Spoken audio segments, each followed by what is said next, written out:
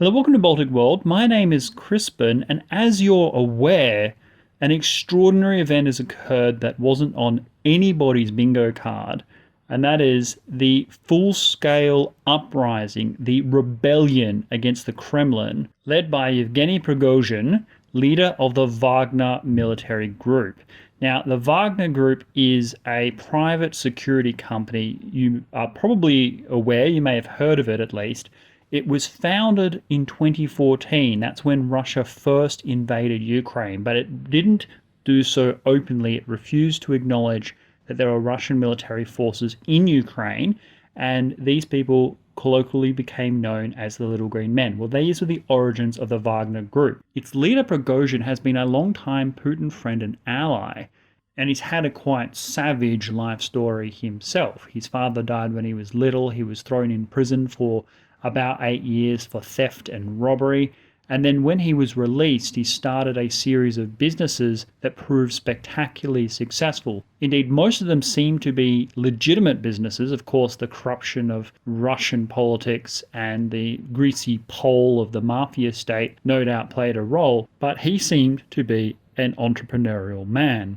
Accordingly, Wagner has been a major player in Russia's military adventures since, including in places like Syria. At the time of the rebellion, Prigozhin had some 25,000 to 50,000 troops under his command. These are well-trained, well-equipped, seasoned veterans of fighting. These are people that tend to volunteer to join the armed forces in Ukraine, albeit some coerced and pressured. They often are the most enthusiastic fighters in the conflict. And indeed, Prigozhin was the only individual in recent times to deliver Vladimir Putin any kind of military victory in Bakhmut. He's also been openly critical, increasingly critical of the Russian military leadership, who they accuse of largesse, corruption, aggrandizing themselves at the expense of the troops on the front line, particularly Shoigu and Gerasimov, which Prigozhin claims has motivated his uprising. He wants to march on Moscow and drive out Russia's military leadership. Now, at the time of recording, which is only a few hours after this invasion has begun, many analysts are willing to sign Prigozhin's epitaph, basically saying that ultimately the Russian state will move against this rebellion and crush it, and Vladimir Putin,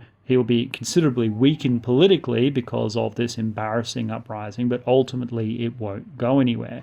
Well, I strongly disagree. I think there is a fair chance, not an overwhelming chance, but a fair chance that this rebellion not only will have staying power, but actually succeed. Why do I think that? Well, the first of the military advances that have already occurred. At the time of recording, Rostov, Russia's 10th largest city, a city of over 1 million people, was captured within 2 hours. That can only occur with a total acquiescence of the local armed forces. Beyond this, the Wagner Group has already advanced towards Voronezh, another city of over 1 million people and half the distance between Rostov and Moscow. These are remarkable gains. There are reports that many other troops from the Russian armed forces regular that are fighting in Ukraine have pulled off and have defected to Prigozhin already. Now, Vladimir Putin has just given a speech saying that the Wagner Group are rebels, they're traitors to the country, and that they will be crushed. He didn't mention Prigozhin by name, but it was clear that we are now in a full-scale civil war. Many analysts will say that now the Russians will mobilize their full-scale armed forces to defend their state. They will do a mass mobilization to crush the Wagner Group. Now, that's possible, but again, there are reasons to doubt. First of all, you have to get a military force that is armed, equipped, trained, effective, that is overwhelming in size. So much so that the average fighter within the Wagner Group feels that there is nothing to be gained except for defection to the Russian government. The reason for that is if you send unreliable troops, smaller numbers of armed forces that aren't fully equipped, there's every probability that rather than fight their own kinsmen, they simply defect to the rebels. I mean, if you're a random conscript, Why would you want to die fighting veteran troops when they're not even your enemy? They're going to welcome you crossing the lines and joining them. You speak the same language, you're of the same country, and all you have to do is overthrow a government that threw you into that situation in the first place, in which you're likely to be rewarded for doing so. Another reason to think this rebellion might have legs is it has a lot of precedent in Russian history. There are many examples I could cite, but a clear one will be 1917, when Brusilov and Kerensky, after the initial overthrow of the Tsar, was marching around trying to drum up support for a major offensive, and found that the rank-and-file soldier by this stage of World War I only wanted to go home. Indeed, when the offensive occurred, it proved such a disaster that most troops went over to the Bolsheviks being the only faction unambiguously committed to immediately withdrawing from the First World War. Now, Prigozhin has gone into Rostov and made speeches about how you've been lied to, about the reasons for going into Ukraine, the way that the war is going in Ukraine, that this is all to do with the corruption and vanity of the Kremlin, and frankly, it is easy to believe that because it is true. Many have said that even if Putin crushes this rebellion, he will be politically massively weakened at home. I don't necessarily agree that he would be that weakened, although he would be militarily weakened on the ground in Ukraine. What does this mean for the war in Ukraine? Well, most people are saying now that it is a total Ukrainian victory. And I have to concur, because there are too many gains that the Ukrainian armed forces will achieve by flooding into those areas that Wagner has withdrawn from. Not only that, many Russian troops that are in Ukraine are also pulling out to join the rebellion, and those Russian troops that remain, well, they're going to be either pinned down fighting the Ukrainians, but more likely withdrawn themselves by the central government in order to help crush the rebellion, the same people that they were fighting side by side with just a few days ago. Again, not something that you really want to put on those troops or rely on politically to defend your own regime, particularly since they too may decide, actually, this isn't worth it, I'm going to go over as well.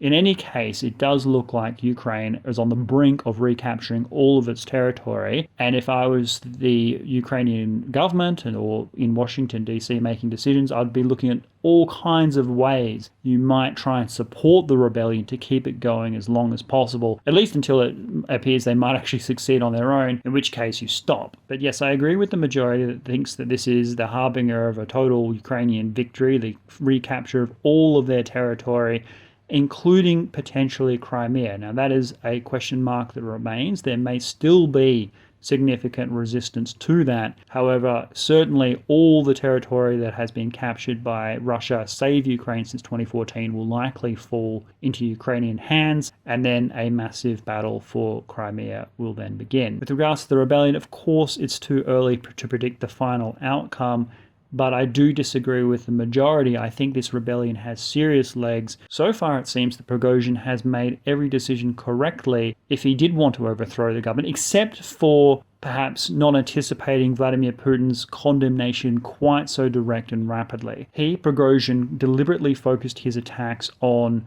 the people around Putin, saying that Putin was being misled, lied to, misrepresented by the military. In other words, taking the battle-tested method of rebellion of not criticizing the emperor or the Tsar directly, but basically blaming officials being corrupt, people that the ordinary Russians don't like anyway, allowing you to claim some sense of legitimacy, that you're not trying to threaten the state by taking out the leader, you're trying to protect the state by preserving the leader from his own corrupt officials. Well, Prigozhin can no longer claim that. Vladimir Putin has made it clear that he is making the Wagner Group public enemy number one. But in doing so, Vladimir Putin also takes a risk, because if Prigozhin ultimately triumphs, which may happen, Vladimir Putin's own regime will be completely overthrown. There will be no point at which he himself can throw Shoigu and Gerasimov under the bus and jump over to the other side. Instead, Vladimir Putin will have to go down with that ship. But Russia, again, is prone to these kinds of revolutions. I'll end on one note of caution, despite the